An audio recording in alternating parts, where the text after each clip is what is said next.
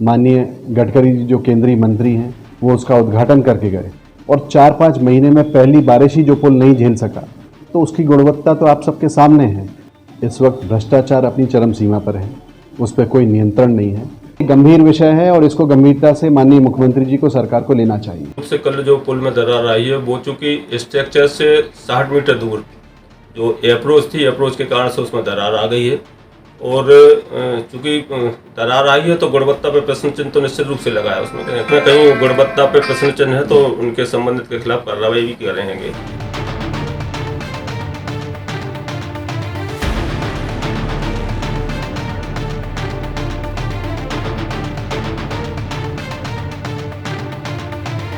ओरछा पृथ्वीपुर के बीच जामनी नदी पर बने पुल में दरार आने का मामला अब तूल पकड़ रहा है। इस मामले पर कांग्रेस पार्टी ने जांच की मांग की है और वहीं भारतीय जनता पार्टी की तरफ से विधायक अनिल जैन ने भी कहा है कि पूरे पुल के निर्माण में कहीं न कहीं कुछ तो गड़बड़ जरूर हुई है। देखिए, इस वक्त भ्रष्टाचार अपनी चरम सीमा पर है, उस पर कोई नियंत्रण नहीं है। और जिस बेतवा जामनी के पुल की आप बात कर रहे हैं, जामनी के पुल कल क्षतिग्रस्त हुआ।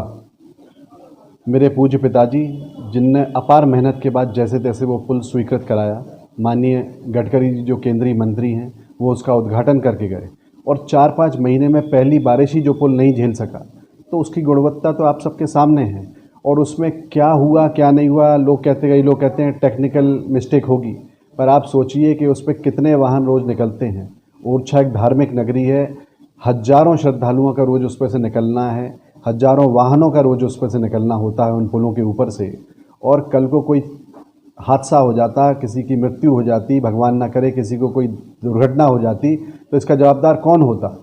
तो इतने बड़ी बड़ी दुर्घटनाएं के चांस इन पुलों से थे और सरकार उसको गंभीरता से नहीं लेती। मेरा कहना है इस पर तो सख्त से सख्त कार्रवाई होनी चाहिए और जो भी दोषी हैं उनको कड़ी से कड़ी सज़ा मिलनी चाहिए कि इस तरह की दुर्घटनाएं बाद में ना हो। क्योंकि अभी 1.5-2 साल पहले ही रतनगढ़ वाली माता सेवड़ा के पास हैं, वहाँ पर भी ये पुल टूट गया था, उस पर भी जांच हुई, पर पता नहीं उसमें क्या हुआ क्या नहीं हुआ। तो मेरा कहना है कि जांच हो, सख्त जांच हो और सज़ा मिले। ऐसा नहीं हो कि जांच हो और वो किसी अलमारी के अंदर वो जांच के कागज़ रख दिए जाएं।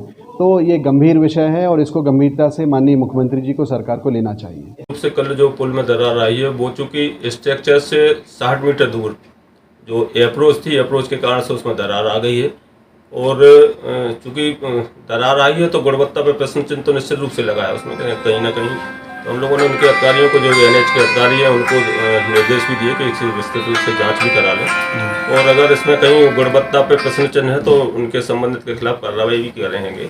यद्यपि बताया कि स्ट्रक्चर में कोई कमी नहीं है, चूंकि जो अप्रोच है, अप्रोच के कारण से ही वो दरार आई है और दरार वो उनको निर्देश भी हो गए कि उनको तत्काल ठीक करें।